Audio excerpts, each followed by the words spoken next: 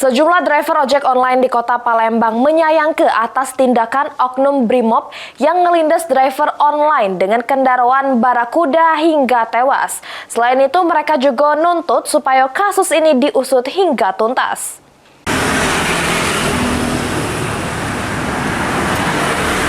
Driver ojek online di kota Palembang mengutuk keras atas kejadian meninggalnya driver ojol di Jakarta sesudah dilindas kendaraan Barakuda oleh oknum Brimob. Salah siko driver ojol, Zainal Abidin, nyayangke serta prihatin atas kejadian yang menimpa kawan sesama driver ojol tersebut. Para pelaku yang nyebabkan kawan yang meninggal harus dapat kehukuman yang setimpal.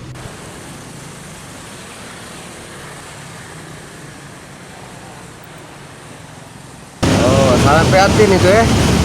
Masalahnya itu dari driver juga kan, ojol. Ya kami sama-sama ojol, terus prihatin juga ya. Berarti kita menyayangkan Pak ya ada kejadian. Menyayangkan semua itu ya.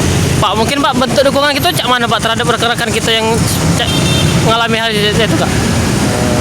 Cak mana ya, mungkin peduli juga, kami tidak tahu cak mana kakek selanjutnya ini. Hal yang sama juga diungkap ke driver lainnya atas nama Rido. Menurutnya hal tersebut sudah di luar batas karena sudah menyebabkan wong meninggal. Dirinya juga menuntut supaya kasus ini diusut sampai tuntas. Kalau menurut itu dari pihak ojol sih itu sudah termasuk di luar batas kita sebagai manusia kan. Yang pertama itu musibah, yang kedua kalau kita nyimak dari video yang beredar itu kayak ada ya bisa dibilang unsur kesengajaan atau kesengajaan itu yang di lapangan. Tapi kita dari pihak ojol ini sungguh sangat menyayangkan kejadian tersebut. Mungkin bentuk dukungan kita cak mana Kak terhadap ini?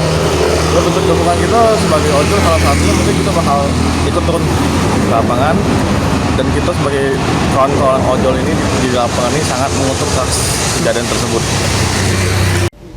Sebagai bentuk dukungan, para driver ojol di Palembang berencana bakal turun ke jalanan untuk melakukan aksi damai atas kejadian yang dialami kawan seprofesi mereka. Ilham Wahyudi, PAL TV.